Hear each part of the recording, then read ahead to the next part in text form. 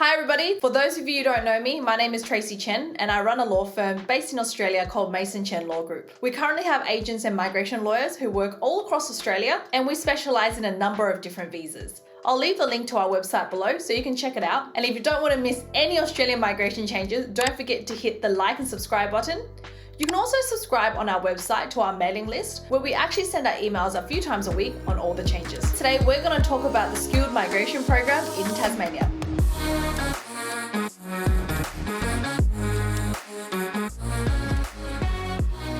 So first of all, I know we're coming towards the end of the financial year. So Australia's financial year ends on June 30 and commences July 1. And that's how the migration program works as well. You may have actually heard people say things like, this financial year, next financial year. So we're coming towards the end of the 21-22 financial year, and we're starting the 22-23 financial year very soon. So what I'll talk about today for the skilled migration program in Tasmania is relevant to what happened in 21 and 22 and what's ongoing. However, as you are aware, they have reached their capacity, they have reached their quota for the year. They are saying they may get some more seats from the government. However, that depends on what happens over the next couple of months. But what I'll talk about today, the requirements, will give you a very good insight of what's going to happen in the new financial year. I know people are always saying, so many changes, this and that. I would say that there are some changes, but I don't think they're major. So either way, this video will give you a very good overview of what's going to happen in the new financial year as well. So today specifically, I'm going to talk about the skilled nominated 190 visa, and next week I'll do a video of the skilled regional work visa, subclass 491 for Tasmania as well. So let's just go over the requirements very briefly, and then I'll reflect about what happened with our applications this year as well. Okay, so here's the first very general eligibility requirements, which is the 190 visa requirements for the Department of Home Affairs. So first of all, you must have not turned 45 years of age. You must have a nominated occupation on the eligible skilled occupation list. However, for the skilled visa in Tasmania, there is another occupation list you have to look into, which I'll explain later. You must have a valid and positive skills assessment. All skilled visas need a skills assessment. There's no way around it. And unfortunately, skills assessments are harder for some occupations. You must have competent English, which is equivalent to 6 in each band for IELTS. That's a minimum requirement. But as you'll see what I talk about later about points, competitiveness, all those things, 6 isn't really enough. But the basic requirement is 6, and you must score at least 65 points. Now for Tasmania, I must say the requirements for points isn't extremely high. I don't think it's as high as some of the other states such as Melbourne or Sydney. So that's one positive thing about Tasmania. So that is the overall requirements for the 190 visa from a department perspective. Now let's talk about the requirements to actually get a state nomination from Tasmania. As I said, this is the requirements continuing for this financial year, 21-22. Next financial year, there may be some changes. Again, I don't think they're going to be massive, but I will keep you guys updated on that one. But here is one thing. The nomination requirements I'm going to talk about soon, just because you meet the nomination requirements doesn't mean that you will be selected. And we found that quite a lot with Tasmania this financial year. And what I mean by that is, when I go through requirements, you'll understand. However, just because you met them, sometimes some clients came to us for a consultation. They're like, hey, we submitted an application, it was rejected. Can you tell me why? And there was no good reason. It was just rejected. And we emailed the case officers to find out. And the answer was basically, hey, your application was good, but just not good enough. I think that comes down to there's a lot of competition in Tasmania at the moment.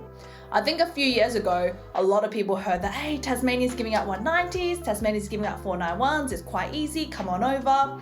And then everybody started going there. So when I was doing consultation with clients who had actually recently moved to Tasmania, they were telling me that they couldn't find a house, it's hard to find a job because it was just saturated. Rental prices skyrocketed in Tasmania, Hobart as well because of this. So overall, it looks like there's a lot of competition, but I still think Tasmania has a great migration program. Now, just so you guys know, if you have applied for the 190 visa, you'll tick it in your EOI. You'll also tick it in your state nomination form when you do go to complete it. If they think your application doesn't meet the standard of requirements, does not meet the highest standard, they can consider you for 491. So they can reach out to you and say, hey, we would like to nominate you for the 491, and it'd be up to you to accept that nomination. Okay, so there's two main nomination streams for the 190 visa in Tasmania. The first one would be the graduate stream. So we're going to talk about the requirements under the Tasmanian graduate stream. So first of all, you must have completed and graduated a course from a Cricross registered tertiary institute in Tasmania, and you must have met the Australian study requirement through that. So what that means is you must have completed at least 92 weeks of study over a minimum of 16 calendar months, full-time, on-site in Tasmania. So that's a key thing for the 190 visa. You must have also lived in Tasmania for the full 2 years. So over 2020 and 2021, there were some issues with this because some people had enrolled in Tasmania, coming from Melbourne or maybe Sydney, and they couldn't actually get to Tasmania because of COVID. And what we were advising those clients was like, okay, you can't start that course, because if you start that course while living in Melbourne, and even though the course is in Tasmania and they allow you to do online study, you still can't meet the requirements for the state nomination. So that's one thing to be very careful of. You and your dependents must be living in Tasmania currently at the time that you actually apply, and you must show that you actually have a genuine commitment to continue to live in Tasmania. So you have to provide proof of that essentially. And it's very obvious whether you are genuinely committed to stay in Tasmania. Your job, your property, if you have a car, all those kind of things can add weight to your application. And whatever occupation you're nominating, whether it be accountant or whether it be chef or whether it be an engineer, if you're not currently working in your skilled occupation, you have to provide a career plan of how you're going to continue to educate yourself, look for jobs, to become more competitive on the job market and be selected for a job in your nominated occupation. Now, when you're obviously applying for this application, you have a nominated occupation.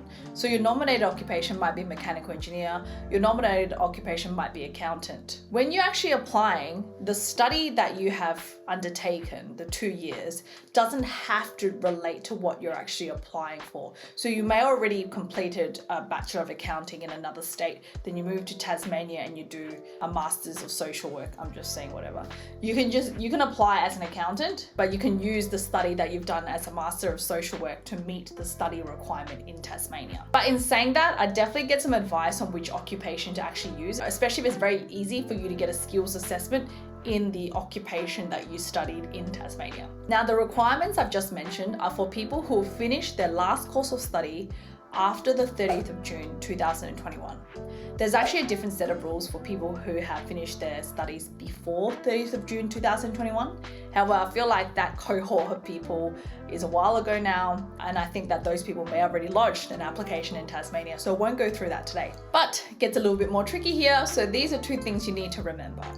If you held a student visa during your studies in Tasmania, then that 2 years of study must have been a degree that is bachelor, master or higher, or a diploma. It could be standard, advanced or graduate. If you don't meet any of those requirements, then your qualification must be directly related to the priority industry workforce training and development area, and it must be at the minimum qualification required for that area as well. However, if you went to Tasmania and you didn't hold a student visa, so it could be a 485 or it could be any other visa, at the time you completed your last course of study in Tasmania, that study definitely must be directly related to the priority workforce training development area. So this graduate stream seems pretty straightforward. You have to study in Tasmania for 2 years and you have to have an occupation on the eligible occupation list. That occupation list is the very broad occupation list which is offered by the Department of Home Affairs. However, as you can imagine, this stream is highly competitive. So they're gonna obviously favor people who are working in their field, or they'll favor people who are, been running a business in Tasmania or something like that. So for example, if you studied Bachelor of Nursing in Tasmania, you graduate, you get your skills assessment, you get your English, and you started working in Tasmania, you most definitely are gonna get selected ahead of everybody else. You've got an occupation on the critical list. You're working in your field. There's obviously a demand for your occupation. You're going to come out on top when you're compared to other occupations and people who are not working in their field. And that's what I mean when I say your application is good, but it's just not good enough. So those are things that you definitely need to consider if you're thinking about moving to Tasmania to study something to go down this stream. Don't just think, oh, okay, I just study for 2 years, I can do anything and, I'll get invited. They look at the stuff as well, So when you're compared against someone who's working in their field, then, they're gonna get selected. So then what you study at the end of the day also becomes very important. All right, so that was the study in Tasmania requirements. Now I want to talk about the working in Tasmania requirements. Now this one has a separate occupation list. This one only allows you to apply if your occupation is on the Tasmanian Skilled Occupation List, TSOL for short. So first of all, before you apply, you obviously must have a skills assessment, your nominated occupation, all of that, but you must have been working in Tasmania for 6 months at 35 hours per week before you apply. That 6 months work experience must also be in your nominated occupation. So if you're an accountant, you must be working as an accountant. If you're a registered nurse, you must be working as a registered nurse. Next, your employer must be well established in Tasmania and must have been operating in business for at least 12 months. I was actually sitting in some seminar, I think at the beginning of the financial year for Tasmania, and the man who was speaking, he was saying they review these applications every day, and he was saying, Tasmania is a very small place. Everybody knows each other. So it's very easy for them to work out whether the job offer is genuine, if this position is genuine, they said they know everything, which, I kind of get. Tasmania is a bit smaller than the other cities.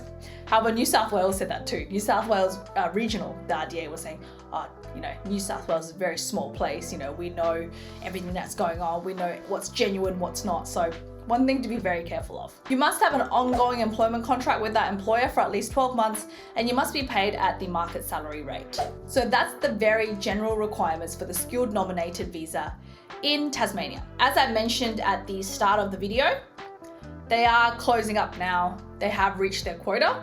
They are waiting for more seats, and you'll be surprised. They may open up again before July because just like Perth, they closed because they met their quota, and then they got some more seats or something from the government and they reopened again. So we went and relodged all our clients' applications again. So this video will come very much in handy for you if you are looking to apply for Tasmania in the near future. You may be starting your course or about to finish your course. You may be starting your employment journey in Tasmania. All right, so in the next video, I'm going to talk about the requirements for the 491 visa in Tasmania, which again is a little bit different and there's more streams available. Again, this will give you a very good insight moving into the new financial year. I do think there's lots of exciting things that's happening for the new financial year, so stay tuned. Don't forget to like and subscribe to this video, share this with people who need it, and I'll see you guys in the next video. See you later.